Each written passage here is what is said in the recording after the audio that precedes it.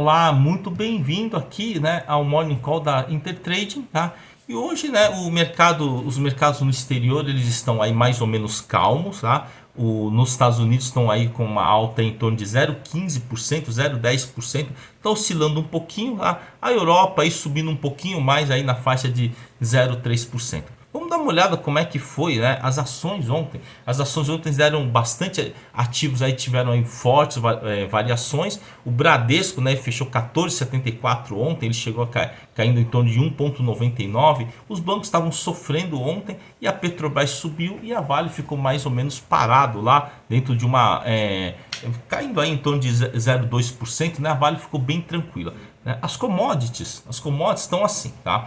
O ouro está no 1.950 dólares a onça, está mais ou menos paradinho aí no 0 a 0. O petróleo, o Brent, né, 82 dólares e 47 centavos.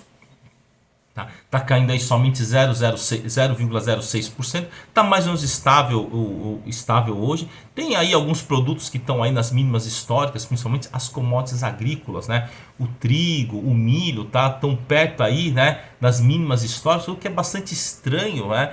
Porque depois da guerra lá, do início da guerra lá da Ucrânia, teve aí realmente uma diminuição na oferta de grãos, mas mesmo assim os preços continuam consideravelmente baixos, né? Olha, gente, não é fácil, tá? Não é fácil, vamos dizer, ser agricultor, tá? Ser agricultor não é fácil. Talvez para um grande agricultor seja, né, seja talvez mais tranquilo, mas olha, para um pequeno agricultor não é fácil. Com os preços lá embaixo, muitos agricultores estão começando a ter as suas safras praticamente inviáveis, de não conseguir repor aí o seu custo de produção. E isso tem uma consequência no curto prazo bastante feroz.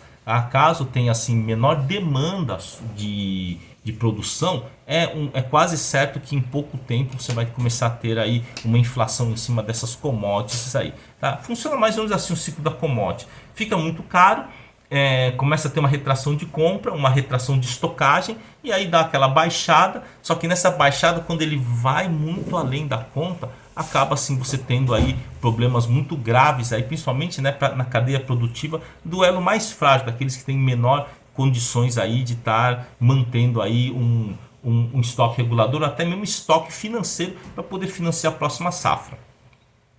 Então, quando nós temos agora uma coisa que dá um certo receio, é que nós temos as commodities agrícolas nas mínimas históricas aqui no Brasil.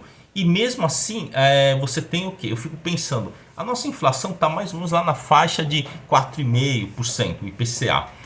Se nessas mínimas históricas o IPCA está em torno de 4%, imagina quando esses ativos começarem a subir. Quando o milho começar a decolar, a soja começar a decolar, o café também. Então eu fico bastante preocupado com a questão da inflação, não desse ano, mas do ano que vem. Com a perspectiva de uma inflação do ano que vem um pouquinho mais pesada, isso deve sim, né, ter alguns impactos, principalmente aqui, né, na nossa renda variável. Na renda fixa não, porque o CDI, a Selic, ele é determinado, né, pela política monetária do governo.